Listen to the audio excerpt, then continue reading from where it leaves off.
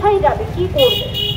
তো তারা তো আলটিমেট বা আশেপাশে হয়তো কোনো শেল্টার নেইও, যে শেল্টারে আমাদের রাখা হবে আমাদের বাচ্চাগুলোকে, সেই মতো পরিকাঠামোই নেই। পথ কুকুরদের নিয়ে সুপ্রিম কোর্টের রায়ের বিরোধিতায় বহরমপুরে পথে নামল পশ্চিমবঙ্গ পশুপ্রেমী নাগরিকবৃন্দ। সম্প্রতি পথ কুকুরদের নিয়ে রায় দিয়েছে সুপ্রিম কোর্ট। সেখানে বলা হয়েছে 8 সপ্তাহের মধ্যে হাসপাতাল, বাসস্ট্যান্ড, রেল স্টেশন থেকে সরিয়ে ফেলতে হবে পথ কুকুরদের, রেখে আসতে হবে পশু আশ্রয় কেন্দ্রে। এরই প্রতিবাদে রবিবার বহরমপুরে মিছিল করলেন পশুপ্রেমী নাগরিকবৃন্দ। এদিন সন্ধ্যায় বহরমপুরের চৌতারা থেকে শুরু হয় ওই মিছিল।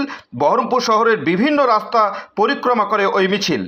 সুপ্রিম কোর্ট যে রায়টা দিয়েছে একটা অবলা জীবের জন্য, সেটা সম্পূর্ণ অন্যায্য। তার বিরুদ্ধে আমরা লড়াই করছি। এই রায়টা পুরোপুরি অন্যায্য।